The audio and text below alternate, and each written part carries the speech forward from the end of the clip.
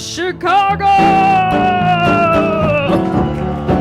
Those of you in the back, if you want to come up, there are some phenomenal seats in the front. Marge told me I couldn't spit on you tonight, so I won't. Please come up. Thank you. Thank you all for being here. Give yourselves a round of applause.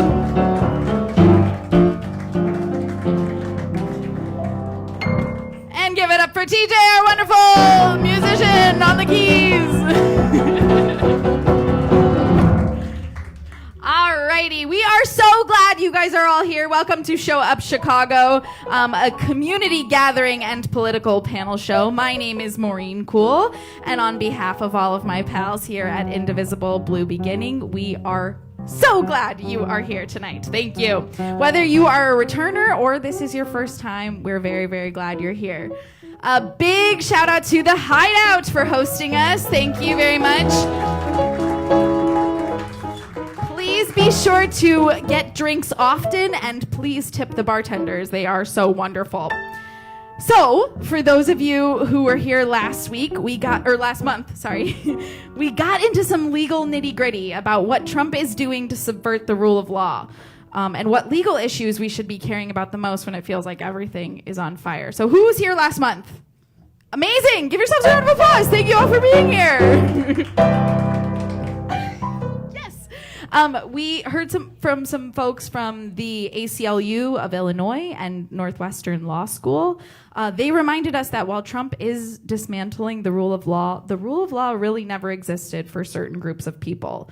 They encouraged us to keep at it, keep making our calls, and keep showing up. So thank you all for doing that once again. And if you weren't here last month and are curious about that conversation, it is like full of phenomenal nuggets of information. Please go to Facebook and look up Blue Beginning. You can see the whole conversation there. So it's May now. What's next? What do we do next? I'm sure everyone in this room has heard of the terms grassroots organizing. But what do they actually mean? And what does it look like? So when I first hear grassroots, I think, grass. And we've got roots. But what I really know that it is, it looks like this. It looks like this. Yes. It looks like us in this room talking before we get started. That is grassroots. And when I first hear the word organizing, of course, I think of my favorite local store at a strip mall. Of course. But I actually know that it is this. If you don't know, that's Barack Obama. We have been doing grassroots organizing for so long and have created such large movements that Republicans have actually gotten a little jealous. And they've tried to give it a go themselves. During the 2024 election, Elon Musk poured millions of dollars into door-knocking efforts in key swing states, which ended up not working for a number of reasons, including, but not limited to, Musk's Get Out the Vote canvassers not knowing they were door-knocking for Trump.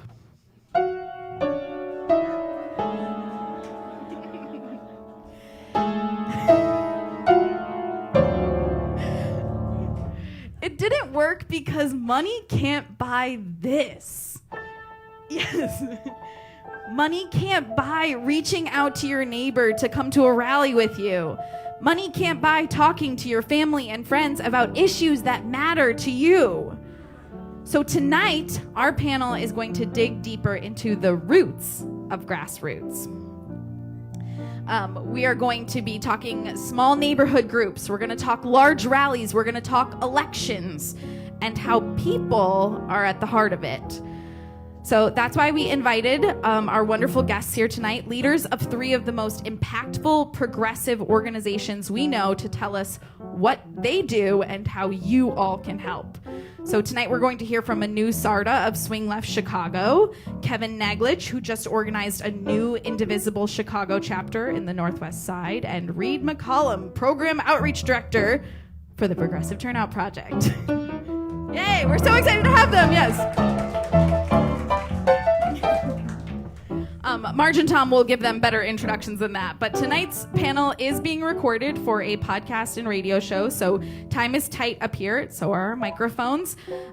They will conduct the panel up here first, and our panels will not be able to answer your questions during the show.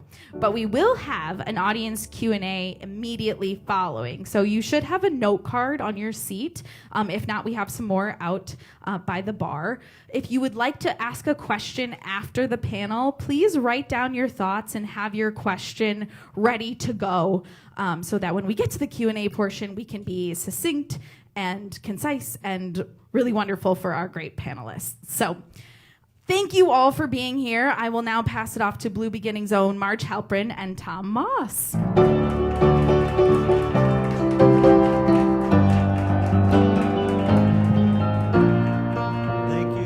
you, Maureen. Really appreciate it.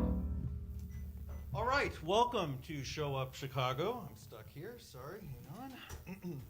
We're a community gathering and political panel show presented monthly here at the Hideout. I'm Tom Moss. This is Marge Halprin. We're part of the leadership team for Indivisible Blue Beginning. Come on up, guests. Come on up, find a seat.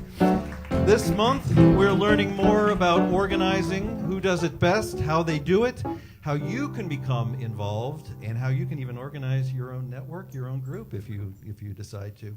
We know that rallying in the streets is an important piece of our project, but there's a lot more to do, and you are all here because you want to do more. Okie doke. That's why we're very well scripted.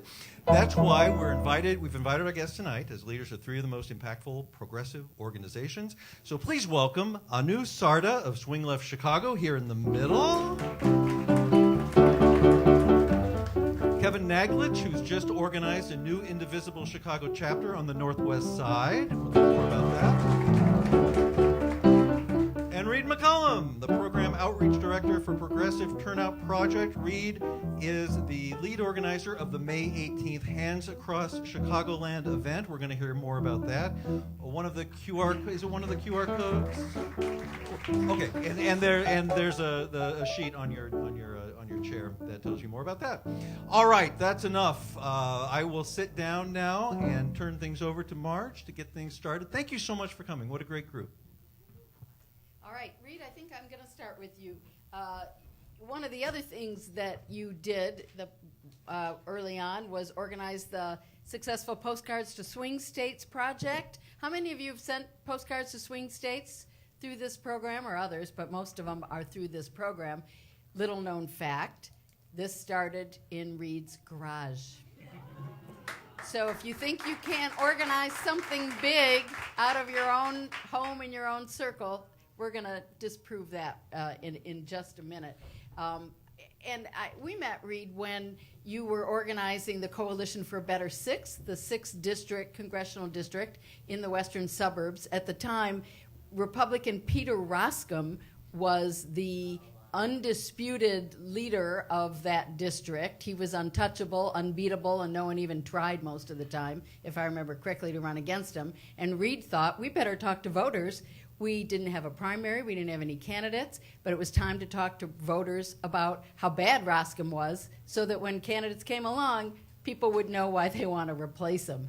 That's a wild idea, makes sense, the kind of thing we all talk about over a beer, but you actually did it, and pretty successfully, as you know, because we elected Sean Casten to replace Peter Roskam. So it starts with a little idea. What made you get started in organizing, pick any of these projects or all of them the way you want to explain it? Well, I feel like I've come full circle because Trump was just elected president, and a lot of people here probably just got involved for the first time as a result of that insanity. I was part of the new wave of volunteers and organizers after Trump was elected the first time. So I'm about 8.5 years into my journey. People have been fighting for our democratic values that we believe in for decades, but that's really what motivated and activated me. And at that point, I looked at who's my congressman, who's Republican Peter Roskam, and was one of, I think, 1 million people in the area that was just like, we can take this guy out, and that started the journey for me. Well, you said before we started that you were kind of warned off, like we're not even going to bother trying to beat Roskam. right? Yeah, Peter Roskam had won his reelection in 2016 by about 19 points, and so the Democratic Party of DuPage County, of which I am now also chair, said that we're not going to focus on that, and they had hundreds of people show up to a meeting in January of 2017 and said, we're going to just try to chip away at the huge Republican majority on the county board, and about 500 people left angry, and that led to us forming a grassroots coalition that worked with groups all across Chicagoland to help, make sure voters knew who their congressman was. Reid, what were you doing 8.5 years ago before you became an organizer? To the extent that I can even remember, I was selling widgets for a large industrial supply distributor, which I continued to do. You're the widget guy. Yeah, I didn't. I recognize you. I didn't end up. You can be a volunteer. I mean, you can fill any amount of your time with hours of making a difference, and it was about the insurrection on the Capitol when I decided I was done selling widgets, and then moved to trying to working full time in politics in addition to volunteering as well for me. Now, Anu, Swing Left focuses on specific races in swing districts, if I'm understanding right. You can put a little nuance on that if you want. Tell us your story. How did you get involved with Swing Left? So in just like we read in 2016 when Trump was voted, I was kind of embarrassed that I didn't really do anything. I was just complaining and whining, but when he won, I was devastated. And so I wanted to do something. However, I live in a very blue district, so like what really can I do? And so what Swing Left does is that what they recognized when they first started, also in 2017, was they also lived in San Francisco, which is obviously also very blue, but what they recognized was that everybody in a blue district lives about 45 minutes to an hour away from a purple district. And so their whole goal was to identify those districts that were in the purple district. So at that point, it was either Trump winning, Hillary losing, or vice versa, and then also within like a 10-point margin. So those were all your purple districts, and Illinois 6 was actually one of them. And so that's about 45 minutes away from all of us, and that's how we started with that. And that was my thing, just showing up to a house party and seeing what we can do. And Kevin, you, like Anu at one time, have been involved in the Indivisible Chicago citywide. You found something else that related to what you really wanted to do, which is important to understand, and that's one of the big takeaways of today, I think. But so I know that you do a lot of things with the citywide organization, but felt the need for something more local. Talk about what that was like and what made you put all the time and effort into starting the Northwest Side chapter. Well, I'm actually even newer than that because I'm a very first-time organizer, just within the past 3 months, to be honest. And after the election, like many of you, I'm sure, was in a very sad, dark place and just kind of feeling very hopeless about everything. And but then, kind of like you were saying, just the guilt of like, hey, if I'm going to complain about all this stuff, I should really try to do something too. And that's when I started Googling and looking for different organizations, and really liked what Indivisible was kind of about in terms of just like having a very actionable plan and like how can we approach our Congress people and get them to fight for us. And then eventually I was connected with Bill in the back there, and he convinced me that maybe a good Northwest Side chapter would be a thing to do, and got going on that. And I'm happy to say that in the past 3 months we're already at 1,500 members in a brand new chapter. Wow, that is impressive. Did not know. Is there any one thing you can point to, or how do you think it grew so fast? It's because people like my beard. Reid. That is the... See, I mean, that's a secret. Like, we know. Like, it's a thing.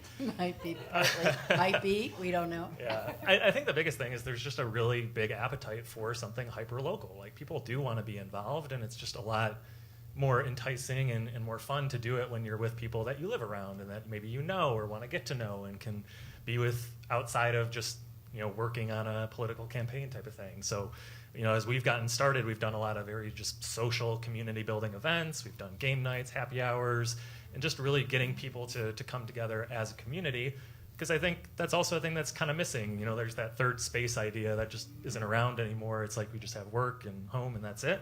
So getting people out, getting them to know each other, and then coming together to unite against, what's going on in the world and becoming allies for one another, I think is just very appealing to people. that idea of social events. We'll talk a little more about organizing versus just kind of complaining. But you're doing more. You're combining the organizing with the ability to connect with people. Yeah, exactly. Because I mean, the way that I look at it is it's very easy for you to unsubscribe from an email list, but it's really hard for you to unsubscribe from your friends. So if we make friends and we come together as a community and we like each other, it's like, what are you more likely to do? Go to a protest by yourself or go with 20 of your neighbors that you know and like? And so that's kind of the idea behind it, is like, let's get ourselves talking, let's get to know one another, let's brainstorm ideas on how we can fight back in this day and age, and then actually come together for those actions. That's what's been so nice about this group. I mean, especially, we're all Zoom fatigued. God knows, I only had 2 or 3 meetings today. But if you haven't already, and Maureen invited you, make sure you've introduced yourselves to the people around you, because that's what we're here for. We call it a community gathering first and a political panel second, but here's the political panel. So, Kevin, like, what are a couple of highlights about getting started? What was some of the not easy parts, but more rewarding parts, and what maybe were some of the challenges? Yeah, I mean, the rewarding part is easily just like the amount of passion and people that have come out, again, in just a really short time. And I always joke, like, putting this together has honestly been like the best therapy for me in a way, because it's like, again, I was feeling very down and very hopeless, but seeing there's like hundreds and hundreds and now thousands of people just in our local neighborhood that want to help and that are helping out. And even just on like our leadership team, we're over like 50 volunteers that are helping us from everything from marketing to creative design to finance to everything. So it's like, that has definitely been the most exciting, positive aspect of it. And then I think you asked about like challenges too, or? Sure. Yeah, I mean, the challenges are just, I think what you would expect with any new organization and getting organized, and the growing pains aspect of it, making sure that everyone's talking and on the same page and trying to connect some of those dots. And volunteer burnout is also very real, and it is a lot of work putting together something like this. And so just trying to build enough layers of redundancy there so that not any one person is trying to take on everything, and especially knowing that that people have lives, kids, jobs, whatever. Has been a challenge, but it's one we're working through, and trying to build as efficient of an organization as we can. In Anu, talk about burnout. You seem to have as much energy as you did in Trump 1.0. Now that it's 2.0, but you must face some of those same challenges with the people you're trying to organize. Do you find you have to build anew now? Anew. I didn't mean it. Is that the first time you've heard that? Absolutely. It's the first time in my entire life I've heard that. For us, we are getting a lot of volunteers. I do have a day job, but I am struggling in trying to build that community, build the outreach, do the game nights, pull all that stuff together. It's just, I had 2 other co-leads, and then, they got busy with their, life and kids, and so they dropped out, so now it's just me. So I'm trying to pull in more people to help out if they want to be part of leadership, if they just want to take on an arm of something. I too would like to build community. I think right now we're in a space that we can build community and just build connections across just anyone who is interested that wants to do just any one small action, versus if you want to get really involved, there's all the things that you can do. But right now, my challenge right now is getting more people and just finding time to have more activities, have more connections, have more community for at least like for Swing Left Chicago. And Reid, same question to you. So you've got the Coalition for a Better Sixth and the Postcards Project, which the exact name I can't remember at the moment. Postcards to Swing States. Yeah. Postcards to Swing States. Should be able to remember that. And most recently and upcoming is the Hands Across Chicagoland. So, affordances and obstacles to any of those projects you want to highlight? I'll say that I was sort of thinking about it. I've never been directly involved in leading a neighborhood-based group, but what I've really focused on is sort of making sure that groups that are gelling have useful content and things to do. And that's what I found with postcards. It's a great gateway to activism. Anybody who's been to a postcard party knows it's the easiest thing to invite somebody new to. The worst thing. Postcarders out here? Any postcarders? So, Yeah. The worst thing for me is, I love door-to-door canvassing more than anything, and I have this like idea in my mind that most people would rather have dental procedures than go knocking doors, talking to strangers about politics. So I just envision this happening all the time, which is, like, I can't believe, is like Trump really gonna, win, or is he really our president? And it's like, yeah, you should get involved. And they're like, what can I do? And it's like, come with me to Michigan and knock doors for 3 hours on Sunday. And they're just like, this look of horror comes over their face. And it's like, getting people to the point where they might ever be willing to do that sometimes takes a little bit of an on-ramp. And, community organizations, it's sort of an unnatural act to build any time into your schedule to deal something to like actually process and be in space, like to do something against what's happening in our country.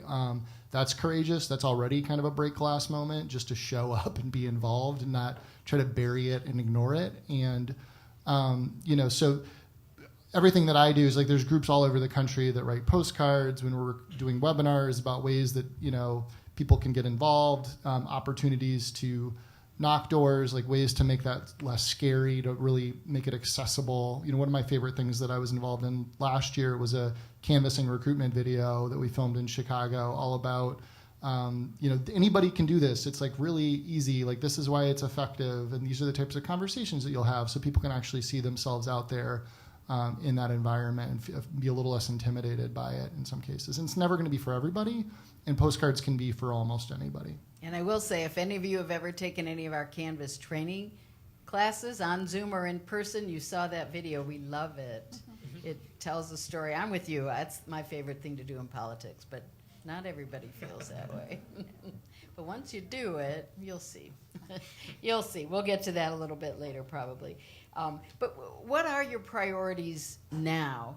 Kevin, maybe you want to start. So you've had phenomenal success growing in a short amount of time. Yeah. But what are you focused on now to keep your group alive and lively and engaged and growing? Yeah, so I view the mission of my chapter as doing two things. One is recruiting as many people as possible, and then getting them to take as much action as possible. And we've kind of organized our team according to those lines. And so, I think we were kind of talking before, it's like, it's very easy to fall into this, what I think is a very typically American trap of like, what can I as an individual do? And everything's like me and my bootstraps and, but really we need to think about this as a collective issue, and what can we do collectively to take action? Because one person by themselves, minus the $400 billion you were talking about, can't do a whole lot. But when we do come together as a community to fight back and to take a stand, that's where we can make a difference. So my biggest priority right now is, I think the 1,500 in 3 months is a great start, but there's tens of thousands of people on the Northwest side who definitely are, not Trump fans. And so let's get out to them. Let's reach them. Let's encourage them. And so, we're doing that in a few different ways. We're building an independent media organization that'll go out into the neighborhoods and be our storytelling team to get info on both people that are helping, the helpers in the crowd, as well as people that are being impacted by this administration. And the point of that is to really, again, drive more awareness, put a human face on what's going on, and encourage more people to take that first step from 0 to 1 of, like I used to be 3 months ago, just sitting on the couch and feeling sad, to, okay, let's actually do something about it. And then the action piece of it too is then, like, for example, partnering with great organizations and giving them, all these new people that can help out with a swing left or with a postcards to swing states, and potentially even organizing our own local things in the community, like visiting our alder people or U.S. Congress members as well. So biggest priorities, again, those two things. How can we get as many people in, and then giving them a sort of nice, easy, safe way to get into activism, because I think that is a big fear of people, is like, what is this activist stuff? And, are you guys all radicals? It's like, no, we're just neighbors that just some care. of us. Yeah. Some of us. Yeah. Maybe. Well, so Anu, you have some advantages now, I think, in that this whole idea of swing states and swing districts is now a more common vernacular, at least under, for people who pay attention to politics. So I feel like at the beginning, Trump 1.0, it was a little bit of an explanation. Here's why we're focusing on these districts. Here's what we can do there. Reid's story about ignoring the 19-point districts, there was an uphill. So if I'm right that is a little easier, what is it that you focused on now? What are the most important things you need to get done? So that is what Swing Left actually focuses on. It focuses on pretty much flipping the House races that are the swing districts. So right now we're in what we'll say is the organizing phase. So just like what you're doing is getting people aware, getting people acclimated to what's happening, getting people just out of their fear mode of like, what can I do, what to do, and just making them more comfortable in the activism process. So because there's really no House races to flip right now, a lot of it's just, again, building community, getting those connections, getting people comfortable so that when we can mobilize, so there's, the governor races that are coming in November, we are ready to go. So for us, we're more focused on the House, which is what's like different than Indivisible. And then in the meantime, while we're doing that, because I do, reach out to you guys, anyone that we're connected with will tell them, like, this is what's going on with postcarding, this is what Indivisible is doing. Anything that you want to connect will help you connect in any way possible. If it's letter writing, if it's canvassing, there's no sense in duplicating work. So, like, we send anyone who wants to canvass, we've started sending them over to Indivisible. There's no sense in us training and you training. So you got it covered, you're the experts at it, so we'll send you over there. We do a lot of letter writing because it's a little bit easier for us, but most of our focus is on flipping the House. So we're right now in that organizing phase of trying to build a community, trying to get people out there, trying to get them comfortable with these are the things that you can do. It's not that scary. And we'll help you along the way. So that way, when November comes, we can snap and be ready to go. Yeah. Reid, we were talking about or had mentioned the Hands Across Chicago. Now, I'm old enough that I can remember Hands Across America. So I assume that's where the idea came from. But can you talk a little bit about the process of coming up with the idea and how you've managed to pull it off? Yeah, so out in DuPage County, we've had people protesting at Tesla dealerships every Saturday. That's been going on across the country. And as we've now experienced people getting disappeared to torture dungeons in El Salvador without due process, it felt like we needed additionally protests that weren't just about Elon Musk and the horror that's happening there, but about sort of just complete violations to the Constitution, making a mockery of due process, habeas corpus, threatening to take U.S. citizens and put them in other countries. And so that was the genesis, and then it's sort of an escalation from hands off. And so the Hands Across Chicagoland was sort of just the idea to connect the entire region and not be silent collectively together. So it's a 30-mile protest in solidarity, lining the sidewalks from Aurora, Illinois to Little Village. And we're expecting about 15,000 people. It's next Sunday, May 18th. There are right now 34 organizations that are partners in that. A lot of them are Indivisible chapters.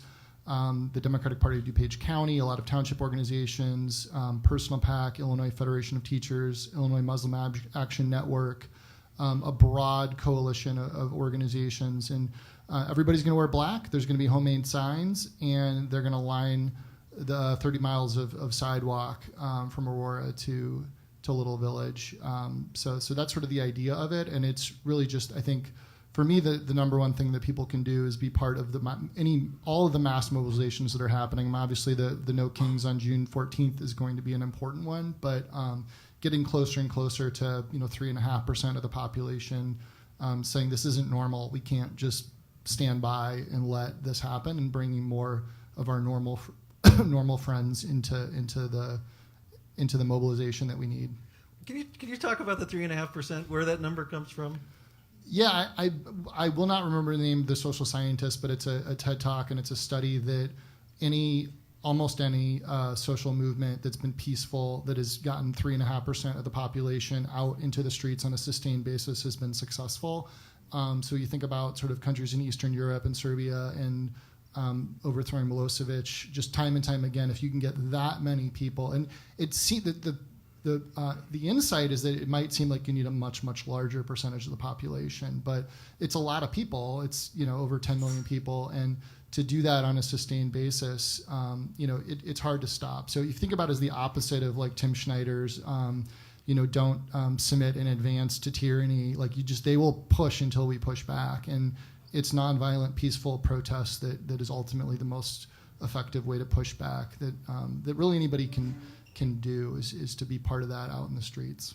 And if I could add really quick, so on that point, I think when the estimates came in for the hands-off rallies back on April 5th, that was about 1% of the population. So if you think about it, we just need to each bring 2 more friends to the next one, and there you go. And and that's not a failure. I mean, these are rehearsals for exactly. what may be coming, and getting us in the practice of turning up to the streets is no small thing. And one thing I like about the Hands Across Chicagoland is that it's a statement and a message, but it is also community building, right? Because you're going to be holding hands with people who you don't know. You sign up. It's easy. When you sign up, it'll give you a location of where you're going to go and where your place in line is. When you get there, there'll be other people there. It'll be a chance, just like this is tonight, to meet some people you didn't know who are like-minded and who want to organize. So you've got this dual purpose, right? Yeah, and I think, now that I'm 10 years into this, like, we forget the basic logistics of, like, you bring new people in, they sign up for something, we have their information, we can invite them to the next thing, they meet 3 people. And so it is actions that cause us to keep, nobody likes email. But the only way that you know that something happened is that somebody told you, you get on a list, you hear about it, you tell other people. And so all of the activity that's happening in the protests expand, and that's not even counting the people that just drive by the street over 30 miles and see it. It's like, I want to be part of that. How do I find out? There's people that are not pretending that everything's normal. Maybe I should be one of them. Can we just get some specifics about how people can get involved? I know there's flyers floating around, but where do I show up if I want to be involved in Hands Across Chicagoland? So just go to handsacross.chi.com, and that's the only place you need to go, handsacross.chi.com. You find your spot by entering your zip code, and it'll tell you exactly where you can be. It'll be relatively close to where you live. The closest point to where you live along that 30-mile route. So it's mostly Ogden from Aurora to Cicero, and then 26th Street through Little Village. So if you live up in Evanston, you're going to be driving south a little bit of a ways. But we have people coming in from western Kane County, which, as far as I know, is close to Iowa. I'm not exactly sure. Might be. I think it goes Ashland, Damon, Iowa. Yeah. Something like that. You're all making it clear that there's really a difference between taking action and talking, wringing your hands where you said you were, Kevin, just a couple months ago. Many of us, doesn't mean there's no hand wringing in any of our living rooms anymore, but we understand the value of acting as well. And you're all here because you want to do something. You're all doing things, we know, but you want to do more. Am I right about that? You're still looking for things to do. Okay, great. Then we have the right people up here to tell you what the kinds of things are that they can do. So, Kevin, what is it that you need people to do with your group? Yeah, so we have a number of ways you can get involved in that, in terms of the different skill sets too. One of the things that I really believe in is just whatever unique skill you have, there is a way for you to use that skill and make a difference. So, yeah, a great example is we're doing our town hall tomorrow night at the Irish American Heritage Center. And this time we are actually providing free on-site childcare thanks to volunteers that are going to watch other people's kids so that parents can attend. So yes, even babysitting is an act of resistance, right? So that's kind of the idea. So whatever unique skill you have, we will find a way to put it to use. And so specific openings and that we can use a hand with on our chapter is a bunch of social media and marketing stuff. We have openings for creative people, graphic design. We want to get our government relations organization up so we can start building kind of deeper relationships with all of our electeds from the city, state, federal, county level, because we want to start having those relationships to have a seat at the table, as well as to also start doing some joint events. So if that's your jam and you like building relationships, we could use help on that front too. But again, whatever skill you have, if it's juggling, I'll find a way to help you juggle for democracy. Accounting, graphic design? Yeah, graphic design, fundraising, government relations stuff I mentioned. Check writing? Check writing is always a good thing. We have a big mutual aid organization that we're putting together too, that we can partner with a number of like local charities and things like that. So that's another relationship building opportunity, and we're actually doing another drive at our town hall tomorrow night. The first one we did in Logan Square, we benefited Logan Square Mutual Aid, and then this time we're going to do something for Refugee Services Chicago. And Anu, you said you were a solo act at the moment. What do you need? If you'd like to help out and help me not be a solo act, that would be great. But at the very, anything that you want to do. So if you want to hold a house party that's, open to the public, or if you just want to do that with your friends. Right now we're just looking to get more people involved and organized. And so that way we can start figuring out what we want to do for November. So if you know a good place to, have a beer with a bunch of folks, and you think that you can invite 10 to 15 more people, that would be great. So we can just build community throughout the city, and that way people have places to go that's not just like close to me where I live, which is like in the Bucktown Wicker Park area. So I'd love to get more people involved in other parts of the city, so that way we can get connected to other organizations as well, and be more aware and get people connected to whatever they want when they want. A lot of it's also I can't do it on this day, but I can do something on that day. It's perfectly fine.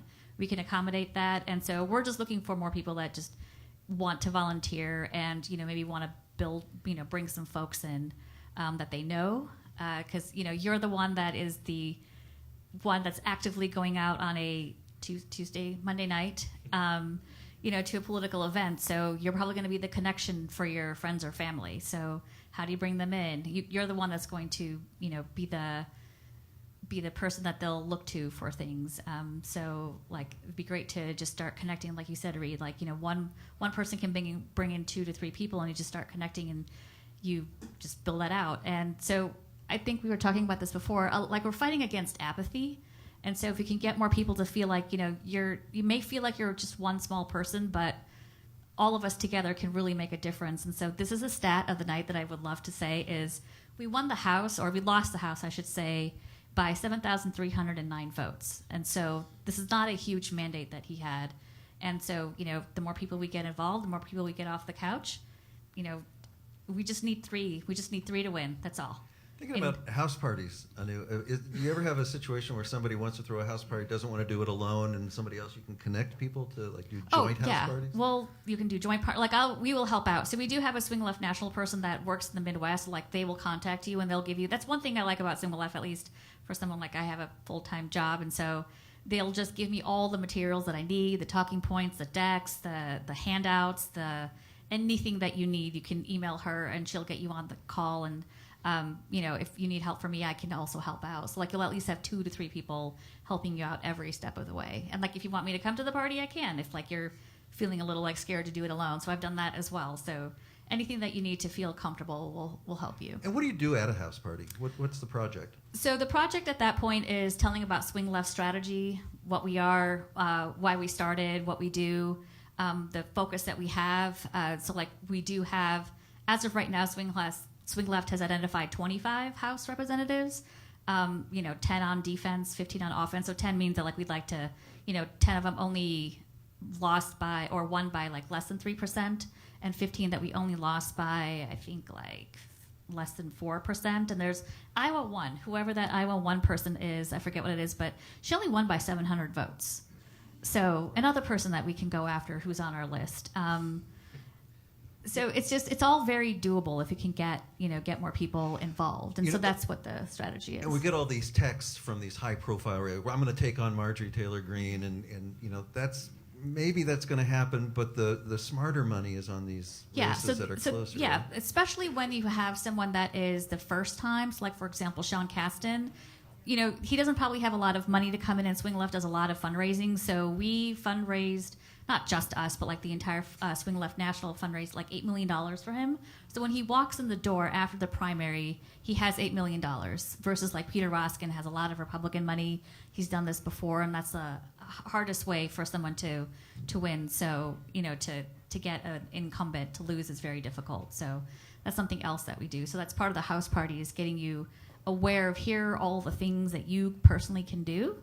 And here is where your money, the most impact that you will have on these House races. If you want to go after, Marjorie Taylor Greene, that's absolutely fine, but your $5 will go much more to beating this person in Iowa. That's a very winnable district. And I'd put out another advantage to swing left, well, to really what you're all doing, because so many times we feel like everything is falling apart. There's this, there's that. It's really hard to focus. Oh no, I gotta stop this golden palace of a jet thing. Oh no, I gotta, figure out why it is habeas corpus is in trouble, and is it really, and what was that lawsuit, and how many agencies is it gonna, it's overwhelming, right? But here are folks who are telling you places you can focus. You want to win House races, Swing Left knows how to do it. I'm clearing out all those texts from all those people that you just mentioned, Tom, and I want to focus on the things that you're doing. You want to do something starting local, this is how. You want to get involved in some different kinds of grassroots work, whether it's canvassing or meeting more people out on the street on the way to Aurora or postcards. These are very specific things that are thought out and good places to focus, effective places to focus. And Reid, we haven't talked a lot about Voter Turnout Project, but you do some work there too, that's your day job. Yeah, so Progressive Turnout Project as an organization is the largest direct voter contact organization in the country. A lot of that is door-to-door canvassing, and it's actually compensating people to do door-to-door canvassing in rural and exurban areas in swing states. But we also have field organizers working on hundreds of competitive state ledge and federal races in competitive districts as well. We do a lot of mail, so it is the largest grassroots-funded effort to get Democrats elected that doesn't just put money on TV. It's tens of millions of dollars of doing direct voter contact. We have, talking about different things you can do is we're doing postcards right now for Virginia for their statewide and governor's election, also New Jersey. And then a lot of people don't know yet, you'll hear more about it in the fall, that Pennsylvania has 3 Supreme Court retentions, which is just like in Wisconsin. They're all 3 Democrats. Their party won't be listed on the ballot in the fall when they're up for retention. And if we don't win all 3, then the Supreme Court in Pennsylvania will be tied for probably 2 years until their spring of 2027 election. So we're writing postcards to folks in Pennsylvania to make sure they know that they should vote yes to retain these 3 Democratic justices on their state Supreme Court. So order some postcards, just Google postcards to swing states, invite some of your friends, drink some wine, and write postcards and talk about how much you hate Donald Trump. And what you'll discover is that when you take action, turning that anger into action feels good. You will feel better about everything that you're doing. You will be having an impact. But carving out time in your life and building community and actually taking action helps you deal with what we're all kind of working to fight against. And I want to make a plug for just showing up, because if you have skills, things you can do, and you're not sure how it fits in, you find out when you show up. I'll give an example. In my spare time, I organize the South Loop community, onecommunitysl.com, if any of you live around there and want to get involved. And we organize these aldermanic forums. We are gerrymandered into 4 wards. We have 4 alders, so you want something done, depends on what corner of the street you're standing on, which alderman you have to call. So we get them together for meetings. And in our last meeting, I asked for them to give us more information about what they're doing. And Alderman Pat Dowell, who is head of the Finance Committee, has quite a staff, said she didn't have enough staff for that, and she thought, I should do that because I have so much staff. And I said, well, I would do it, but I don't have staff. We're a small group. We're building. Unless somebody wants to volunteer to do a newsletter, I'm not doing it. 3 hands shot up. These are people who could do it. I had 1 writer, 1 graphics person, and 1 kind of tech person who's going to help with the database. So I'm going to have a newsletter because those people came and showed up. So whatever your skills are, you're thinking you don't have the right skills. You don't know until you make that connection and show up. So these are some of the specific focuses that could connect for you. And when you come to one of these meetings or contact these folks or get involved or hold hands out on 26th Street, you're going to find out how your particular skills are just the thing that is going to make the project work. So I throw that in as something to think. And more than anything, I think we all need more organizing. These are ways you can get involved. All these things are organizing. Maybe you want to start a new organization yourself. Now you know an expert in that area. But we also need more organizers in these groups. And I think one of the biggest hurdles, and we all must have felt this way, or else just me, but probably not, is like, I don't know if I'm an organizer. Can I do that? How you were sitting on your couch wringing your hands, what made you think you could organize? I mean, in my case, it was just like, I had been a manager and a director at a software company prior to all this, and I just figured, well, if I could manage a team of IT nerds, I can probably organize a community. Like, it seems similar. But yeah, it was just, I don't know, like I like talking to people, and I had some loose experience doing that before, and I just figured, like, again, if not me, then who? So I might as well give it a try. So if somebody sitting here, or maybe somebody listening on the podcast or on the radio, find themselves in an indivisible desert out in Chicago, what are the first steps that one would take to organizing them? You guys can also chime in. Yeah, I mean, what worked well for me is the first thing I did is I went to Indivisible Chicago Alliance, kind of like our parent organization across the city, and had some talks with them and just figured out what the lay of land was. And yeah, was there a gap on the northwest side? Spoiler, there was. And, it just seemed like a perfect fit because I live in Old Irving and right in the middle of that area. So yeah, I would start there. Just go to Indivisible Chicago. Is it ICA.com, Bill? What is your address? IndivisibleChicago.com. That's it. Ta-da! That's it. And Anu, you did start working with Indivisible, and we did a lot of projects together with you. A little sad that you found another way to get organized, but also really happy because Swing Left is really important. But we miss you. What we do. They're not bitter at all. What made you think, all right, I'm just going to start taking a leadership role in Swing Left? I don't remember. It's been a while. Honestly, it was just showing up at somebody's house party, and one thing I like about Swing Left is like all the stuff is just outlined for you, and if you can follow directions, you could pretty much host.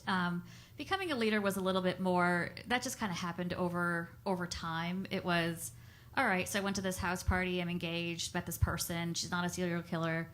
And always a plus. Always a plus, right, when you're going to some stranger's house. How do you know they're not serial killers? So far. That is a leap of faith that you have to take.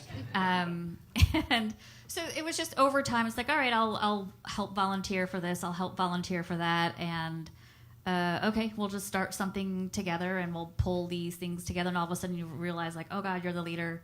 And it's helpful to have other people there as well. So, like, you don't really feel like a leader because they have 2 or 3 people that end up being your friends that help you out. They're pulling these things together, and you're just kind of organizing together. And so, like, with Indivisible, it was like, I'll just show up to one of your meetings, and if you need something, I'm good at I think, like, so my thing was, like, I don't feel like I have a skill. Like, I work at a software company. What do I do?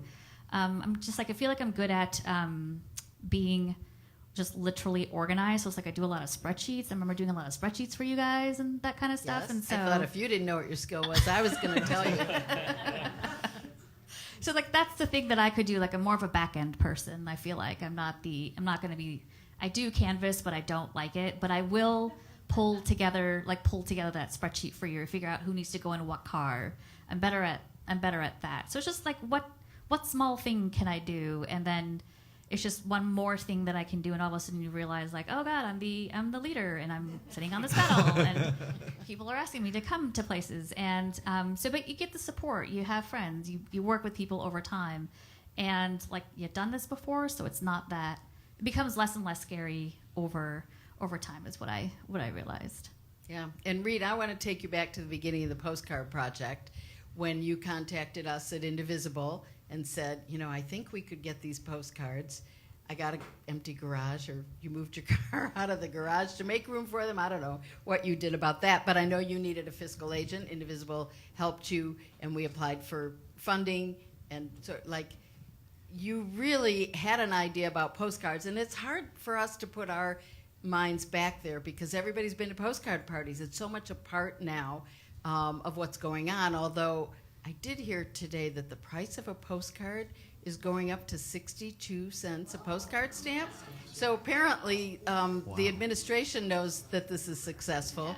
And they don't What want is us it now? to sell What is it now? It's like 39. It's 56 now, Oh, it's but it was 56. 35 when we It started. was. So I guess it's the curse of the forever stamp, right? I think don't they're- even know what they cost anymore. Yeah, I know, but if you better stock up. Are you stocking up on forever postcard stamps right you now? have no idea how many dollars worth of postcard stamps I'm ordering before that July 13th vote. Is that a way people can get involved with helping you buy postcard stamps? No, they just write postcards. All right. got Buy the your stamps stamps covered. before July 13th is my protest. That's right. Okay. But so back then, what did you think was on the horizon? I don't mean to say it as arrogantly as it sounded when I asked Kevin. I didn't mean it then either. But like, what made you think you could pull that off? I mean, it kind of just happens. So just so people know, we've had volunteers write 86 million postcards now, and like hundreds of thousands of volunteers. So it was not any kind of goal to start something in my garage that would turn into that. We had done postcards through the Coalition for a Better Illinois 6th. Had some folks that knew what they were doing devise the messages. We did actually a randomized controlled trial to measure how effective they were in the primary in Illinois 6 in 2018. And what I learned then was that by just shipping people or delivering them, driving around Chicagoland, dropping off free postcards, is that just because the postcards were free, people were willing to take hundreds of them and bring friends. It just really was clear that postcards were a viral activity that was the easiest, most successful thing that folks could do. And then before I knew it, it was like an e-commerce platform of shipping tens of thousands of packages. I mean, in 2020, we had volunteers write 21 million postcards. We sent out about 65,000 packages during the pandemic from an office the size of this room. And if you're on the radio, it's a small room. But we just try to keep up. We're making this all sound like, wow, I just had this idea and it snowballed and it took off, which sometimes it does. But there's also those times when you call a meeting and you got an empty room, I remember going to an Indivisible downtown chapter. As I said, that's really my geographic chapter of Indivisible, and now people are coming out and they're filling the room. But somebody said at the beginning of one of those meetings, first I want to thank the 8 people who came during the Biden years, so we could still have a group now. So like, it's an up and down, and it's not always instant success. I just think I'd like to hear quickly in the time we have left, each of you say what gets you through those slumps, because we've talked about the humps and the victories, but those moments when something didn't turn out the way you thought it would, how do you get past that? Well, I mean, I'm so new to this. We haven't had a whole lot of slumps yet because there is a lot of passion and people are getting involved, and that's great. But, in the few little minor bumps along the road, I think the best thing is just having like other strong partners on like your leadership team, whatever that looks like, whether that's just one other person or 8 other people. Because trying to do everything by yourself, no matter how good at spreadsheets that we are, like you need someone else to bounce ideas off of and take some of that load with you. And if you are looking to start up your own chapter, that would be one of the first things I would do, is try to find like that core group of leaders with you to help you through any of that stuff, for sure. Mm-hmm. Anu, you have a trick? So I will say, like, when we did the postcards when I was volunteering with Indivisible, I remember like grabbing the postcards. I forgot from whom. I think it was Jason, and I would drag it to Gideon Wells, and like sometimes 5 people would show up, sometimes 4 people would show up, and it's just a matter of just doing, because every once in a while you get a big one, and that was when it didn't feel, at least for me, since I was so new to everything, to organizing, that it didn't feel like anything was happening. When like each Tuesday I'm there and it's like, okay, 4 people showed up, 5 people showed up, I'm like, I guess it's better than nothing. I really had to have a friend be like, 1 is better than 0, and so that's really all you need. And so I tended to get really down about it a lot, because I just wanted everybody to be energized and let's do this and let's flip this, and it just really took a long time to be like, not everybody is like me in that way. So it's just you have to kind of like go to your friends, and someone's going to have the positive attitude, just like reach into them while they have the positive attitude, and like I'll also have the positive attitude, and so over time, so we'll start in like February when we're starting with the Wisconsin primaries, and like it's in the middle of winter, like maybe 4 or 5 people will show up, and like you're dragging these letters and all this stuff over there. So it's like, but it's still better than nothing. Like 4 people showed up in the middle of winter to write letters, and they just want to do something, and you're the person that allows them to do the something. And so that's the piece that makes me feel good. It's like, all right, I helped one person at least do something that was better than nothing, so hopefully they also feel good. And also, if there's not a lot of people, then I will chit chat with more folks, because I'm just better with like a smaller group of people than large. So it's like, all right, I got a chance to chit chat with folks and go home for the evening and like feel like I did something. And Reid, isn't the consistency part of it? The people who didn't come Tuesday don't know that only 4 people came. They think you're doing this over and over. You are doing it over and over again, and when they finally come, more people will be there. Is that sort of sticking with it? How important is that? I was actually thinking about if I plan a protest along 30 miles and nobody shows up, I'm probably going to have to leave the state. But where Iowa is. Yeah, I mean, you have to be fearless. But I mean, I was thinking about sort of for me, like the failure never felt like people not showing up. It's really about the outcome. Some of us are just wired that way. And I was sort of thinking about that, like why when Harris lost elephant in the room like several months ago, it didn't hit me as hard as it did when Trump defeated Hillary in 2016. And for me, very personally, because I, 3 days on the floor listening to Hallelujah over and over, like in 2016, like we were all in that space. To me, it wasn't because it happened again. It was because in 2016, I knew nothing of what I could do. I had no clue what I could be part of. Last fall in November, I was like launching buses from New York at a staging location for the Harris campaign in Northeast Philly. And like we were knocking on hundreds of doors, received 6,000 volunteers, went upstairs to the hotel and watched the results. And it was like, it was pretty rough, but I knew exactly what the work was that we needed to do starting tomorrow. I'll say, I mean, the one thing that we have going for us is the great work that all of you are doing, and the great work that all of you are doing. I think we have a community in a way that the MAGA people cannot possibly have a community. So thank you for that work. Thank you for your work. And just real quick before we conclude, want to make sure we have the QR codes on flyers around the room. So take a picture of those before you leave. I believe your info is on these as well, but just in case, real quick, if people want to get involved on the Northwest side, Kevin? Yeah, I know this website. It's Indivisible Chicago, NW for Northwest.org. And Swing Left? Swing Left Chicago. Microphone? SwingLeftChicago.org. And Reid? My cell phone, no. Just Google postcards to swing states or handsacrossshy.com. I want to do one more thing. If you wouldn't mind handing your microphone and put TJ on the spot. TJ? This is TJ Shanoff. Hi, everybody. Hey, great. How about our panel, everybody? That was awesome. I'm inspired. TJ, Yes. you've got a musical up and running. Is that correct? An improvised musical, yeah, at the Revival Theater in the Chicago's wonderful South Loop. It is an improvised musical created in Chicago, ran off Broadway in 2015. We're back in Chicago where it all started. All Second City alum, Revival Theater every Saturday in June, matinees and nighttime shows. I didn't think I'd get a plug, or I would have brought a QR code. Thank you, everybody. I care less about my show and more about winning elections for the left. Thank you so much for being here, y'all, and thank you. With that, we're going to wrap up our broadcast portion of the show. Show Up Chicago is hosted by Blue Beginning chapter of Indivisible Chicago, as well as our friends here at the Hideout, and they surely are friends. If you or your friends aren't here tonight, want to watch this show, you'll find it at youtube.com/Blue Beginning. Special thanks to Katie and Tim Tutton, Jody Boltman, Avery Reel, and the terrific staff at The Hideout. Our sound engineer has been Kenny. Kenny, thank you so much. John Freeberg manages the broadcasting in. Thanks also to Lewis University for providing additional tech support. TJ Shanoff has been thanked and plugged. Thanks to WCPT's Matt Cummings, Tim Hogan, and Mark Pinsky for broadcasting Show Up Chicago every Sunday night at 7. Your Blue Beginning team, including Marge and myself, is Chloe Madvig, Maureen Kuhl, who you saw earlier tonight, Nick Rapkin, and Mike Linehan. And so ends our broadcast. Thank you so much for joining us. The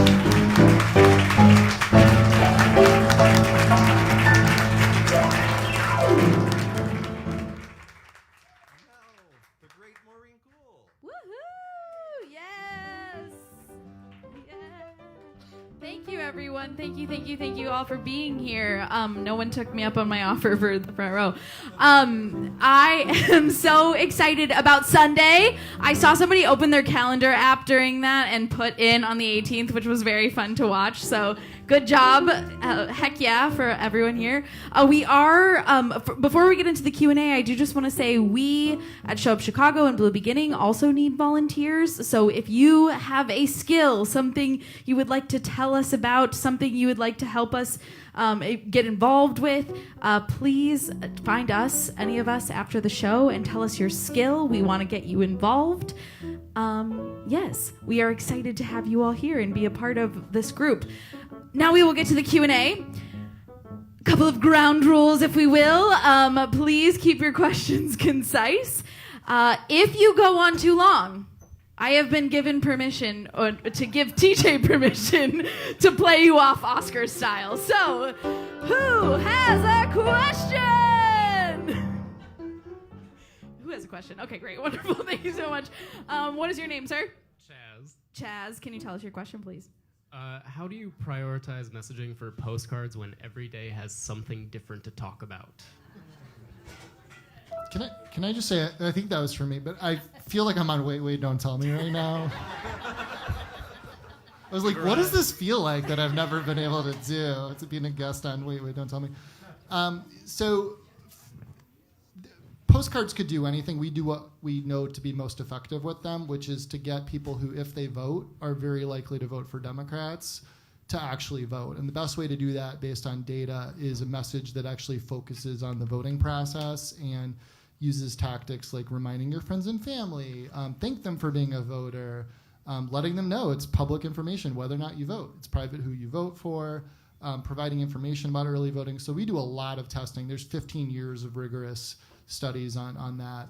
And so we focus on what's called mobilization within sort of the world of politics in terms of what we ask volunteers to write on postcards. What does the data show about postcards' efficacy?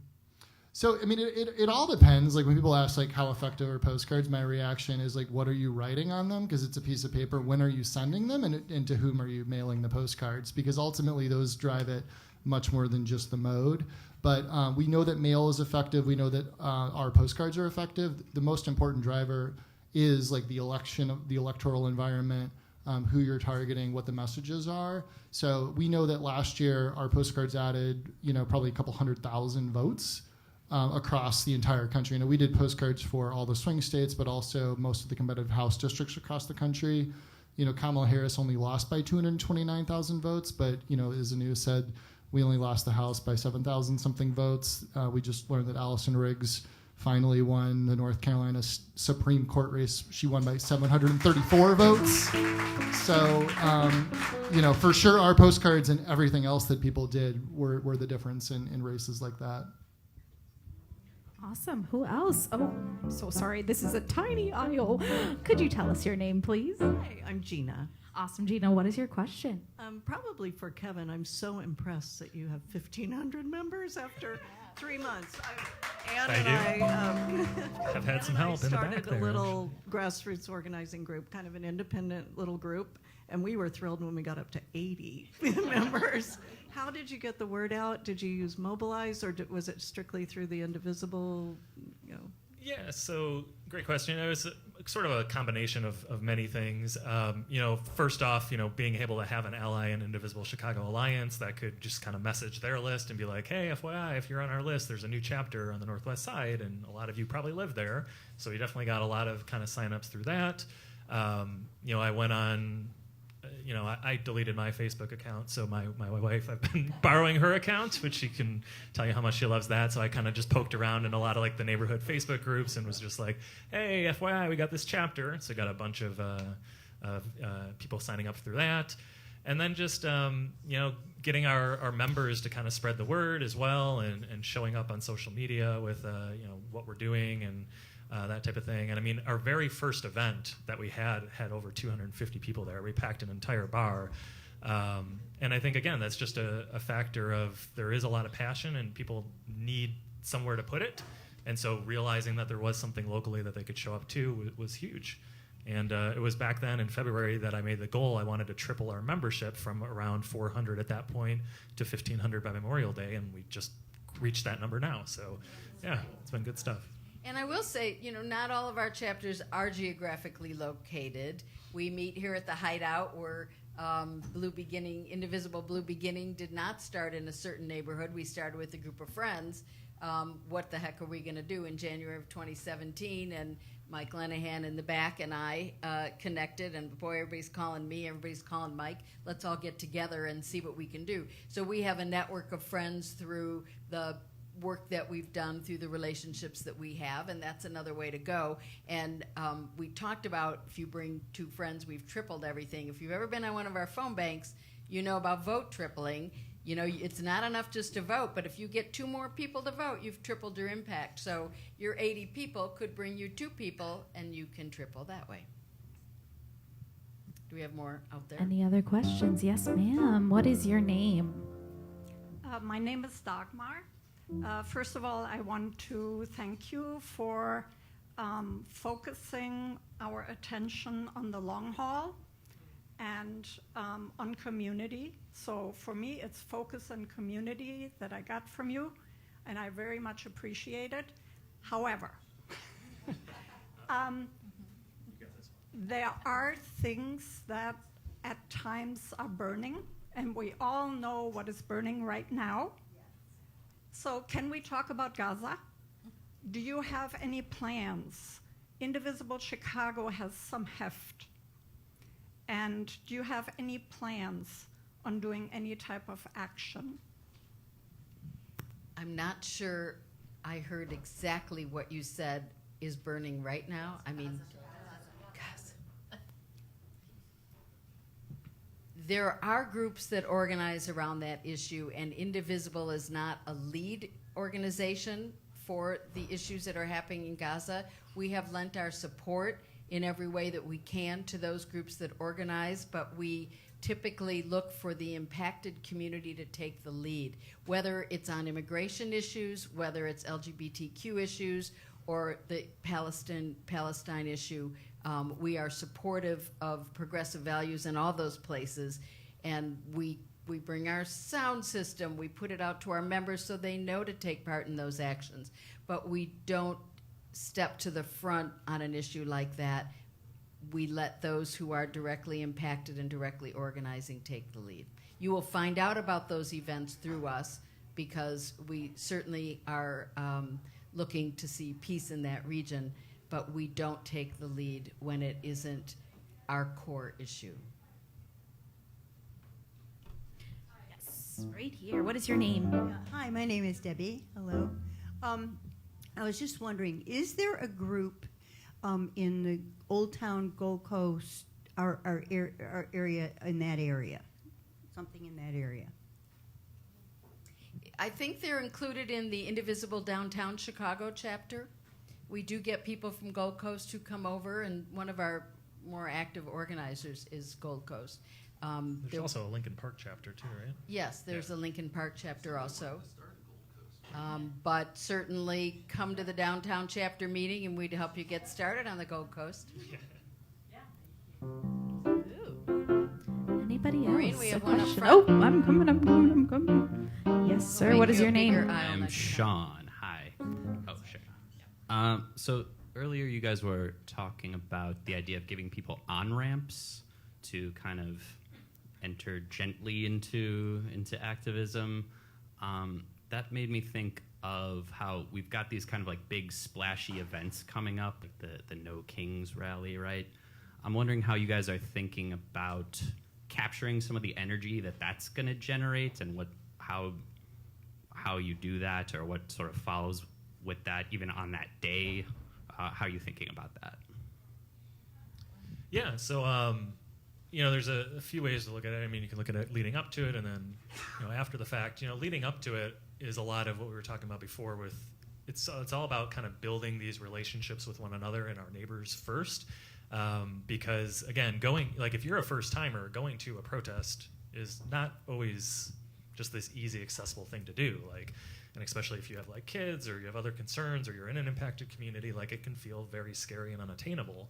And so that's where I think, in order to, again, if we're going to reach that 3.5% of the population, it can't just be, hey, we put up a flyer and this random person shows up. It needs to be like, hey, come meet us first, come talk to us, learn what we're all about, and then when it is time to go to that protest, we go as a group. We have a whole team on our chapter that's dedicated to rally meetups, and we put out logistic sheets of how to find us and what signs to look for, and we're there as a community. We're not just sending people by themselves, and I think that makes a big difference. And then, when the energy is there, I think it's really important to, as Reid was mentioning, just really showing that the outcomes were powerful. If you look at the April 5th one, search traffic spiked a ton for Trump protests to the highest level they'd been in the previous 8 years. And we were at that 1% number. And you need to remind people or show people and make that visible so that they're encouraged to keep doing more of it. Because the worst thing you want is to have someone show up to something and then they feel like it's a waste of time and then they never do it again. I think we had another in the front row. Boo. Sorry. What is your name, ma'am? Jill. So my question is, so I came all the way from the northern burbs because we do have such apathy, and so I wanted to come here where you guys have energy. But at the same time, starting a new chapter, we had a Indivisible chapter, and out of apathy, it folded into Evanston. And then we have Lake County Dems and 10th Dems, but they're very business as usual. So I don't want to dilute, an organization when, there's almost a lack of energy. But at the same time, I'm frustrated by not this type of energy where I'm located. There are more chapters coming up all the time. I think Bill's still in the back. I know there's a Skokie chapter that might be a little closer to you, and there's a Northwest suburb now too, right? Chapter too. Yes. So Glenview? So we had a North Shore chapter, and it folded into the Evanston chapter. Okay, so you're looking North Shore. So it's more a matter of, like I said, I think where I'm located, the organization is done around 10th Dems and Lake County Dems, but they are very, as if, the world isn't, right, exactly. And so, and so that's what I'm struggling with, but at the same time, I don't want to, I want us to be a unified group and work all as one as Dems and, build, momentum. And so, so I've just been trying to figure out what, we're hosting, and similar to what you guys had last month, an ACLU activator event, just a one-off, May 22nd. But yes, I've been trying to figure out, should we start a chapter again, or what we should do. I wouldn't. I mean, you can correct me if I'm wrong. I wouldn't worry about diluting Evanston's chapter. If people are traveling from, say, Wilmette to go to Evanston, they would welcome having a group closer. No, we had a chapter, and it got folded into Evanston out of lack of. But I'm wondering if that apathy, now that things are different, there might not be that apathy. And if you wanted to start a group and some folks from Evanston ended up staying closer to home, that's okay. Yeah, I think that would be fine. I don't think you can have too many chapters. Yeah, the more the merrier, yeah. Yeah, and I would just say, be the change you wish to see in the world, right? If you wanted to go a different way, step up, lead it. And, a lot of what we're finding, too, is, people will come to you if they like your approach and if they like who you are and if you can especially put a human face on it. Because we have people, we're on the Northwest side, but we have people from all over the city. I have people from Indiana that are reaching out to our chapter that want to do stuff with us because they like the way we're running it, and they like our messaging, and they like the way we're, so like there is room for you. And again, if you can get 30 more people that wouldn't otherwise show up, that's a win. Yep. That's probably a conversation at this event. You're already doing an event that's going to be well attended because it's a great topic, and you have great guests. You might ask people. We're thinking about starting a chapter. If anyone's interested, see me after. I'll just chime in because you mentioned like the county Dems as well, and as a chair of the second largest county Dem organization, like, you know, what I think a lot of people don't realize is that, and this isn't going to be everywhere, but like Democratic organizations are volunteer driven as well. Like, I'm in a county of 920,000 people. We have 0 full-time employees. I'm a volunteer. It's 1 million people and all volunteers. And so a lot of times they're the first organizations to be totally overwhelmed because there's all these expectations and official things and circulating petitions, and there's just things that a Democratic organization has to do. It's the bureaucracy of the party.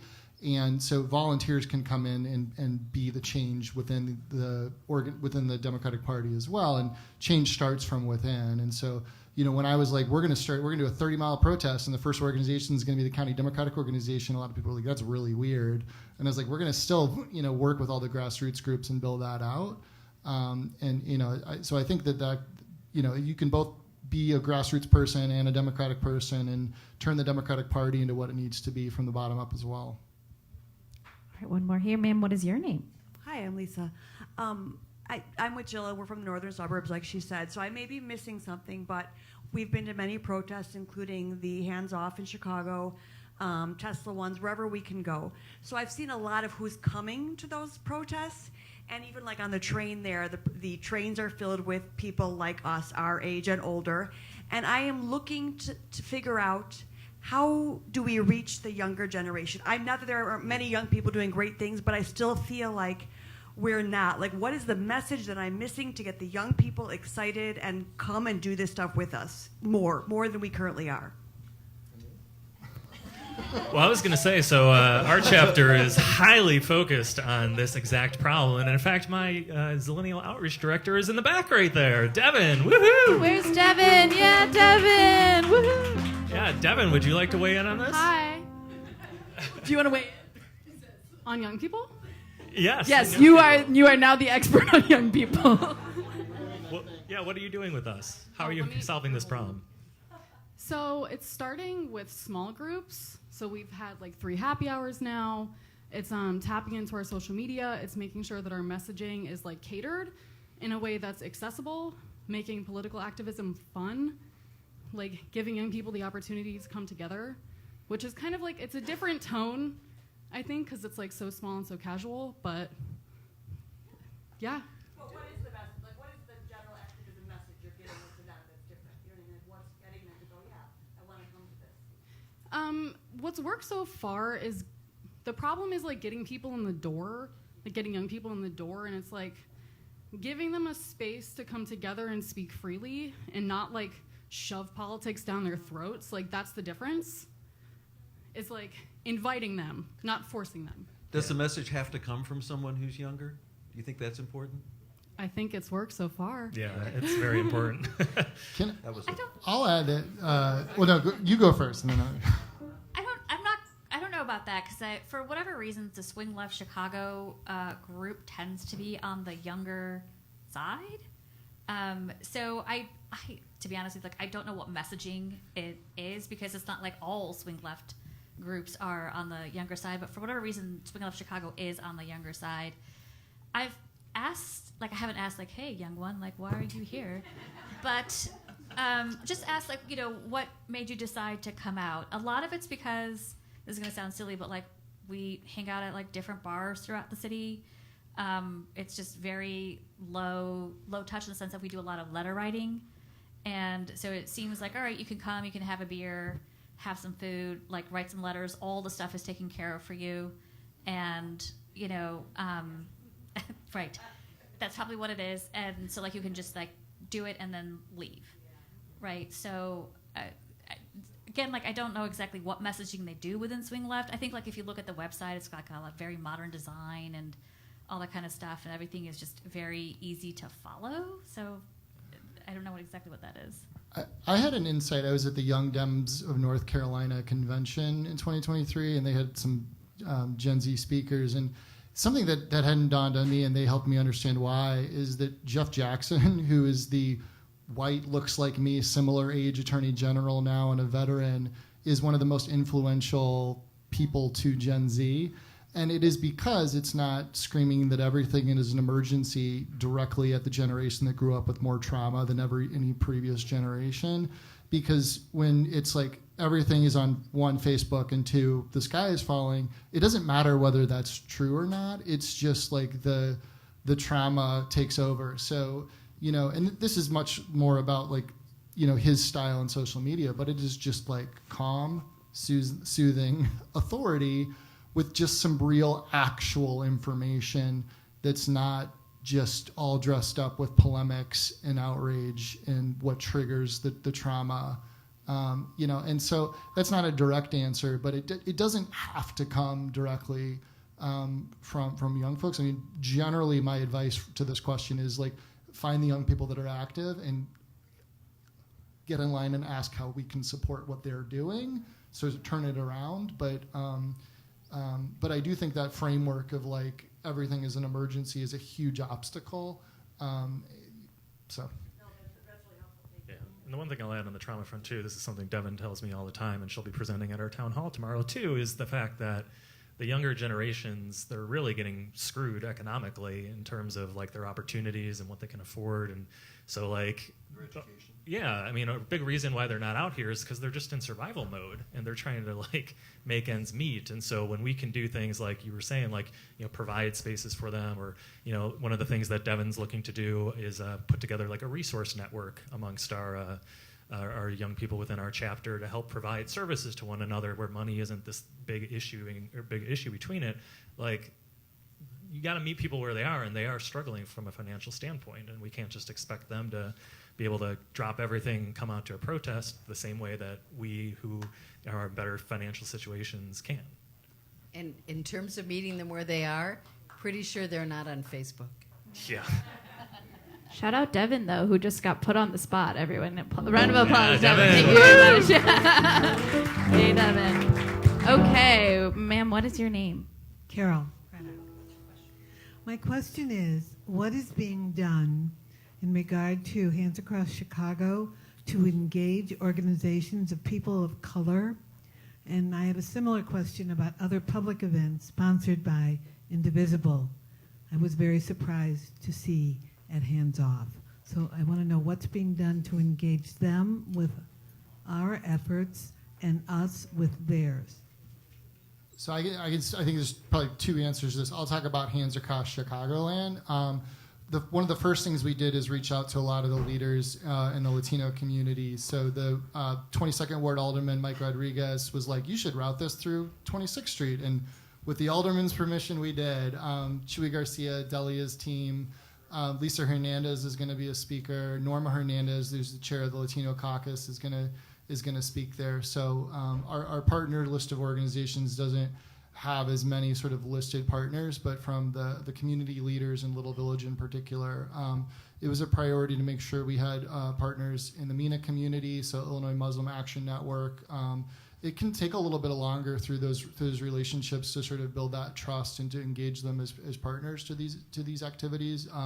We reached out to folks in Proviso Township, the African American community, as well. I think it can be sometimes inevitable that the majority of people that show up to protests are sort of older and whiter, and that's because we have too often the privilege of time and sort of the attention to be able to engage. That's never an excuse for not trying to build those relationships into the communities that are most impacted, and try to make sure that, one, you have permission to be in their space, and ways that you can support sort of the actions that are going on that are led by the impacted communities. So, May Day is a phenomenal example of that, where groups like Indivisible Chicago supported, not led from the front, the efforts around immigrants' rights and workers' rights.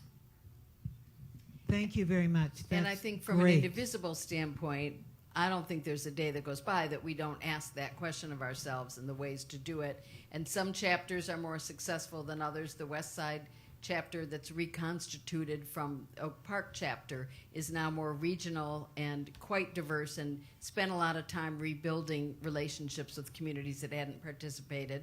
And that's one thing. And also, I would say we work with unions that often will get us to a more diverse population and bring those folks to the event.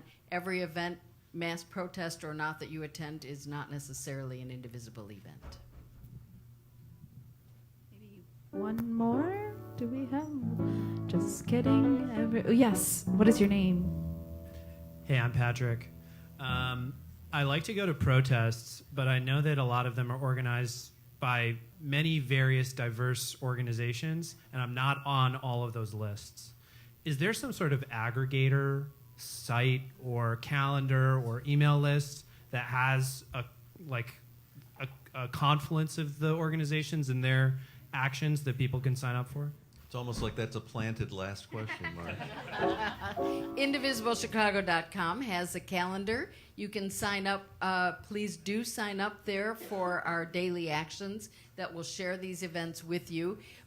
But I will say every single event that's held is not there, and the reason is, from some of the questions that we've answered so far, you can tell we're careful about understanding who is organizing it, how they're reaching out to the right communities, whether they are the proper leadership for an impacted community for that event to be held, and whether that's the right partner for us.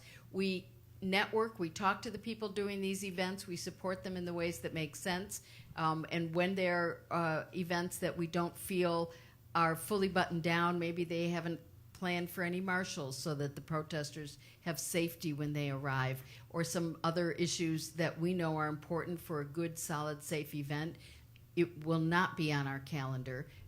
Bill, is there anything I left out about that? Sounds good. Okay. I think IndivisiBleChicago.com is as close as you're going to get. And sign to up for the answer. daily actions too, because they'll come through on the daily actions. Let me give it another little answer to that question, if you don't mind. Go ahead. This is Mike. Yeah. Almost Almost every organization that's organizing is using Mobilize. So if you go to mobilize.us and you put in your zip code, you will find 98% of what's going on, and the rest of it is not going to be reaching people anyway, so you might as well not bother. Wise words from Mike. All right. Oh, good. All righty. I think that wraps it up. I'll send it back to the panel. Yes. Just kidding. Thank you all for coming. Thank you, everyone. See you at the bar. Thanks We so will much see for you at the coming. bar. Tip your bartenders. Thank you, The Hideout. Thank you all for being here. Have a wonderful night. Get home safe.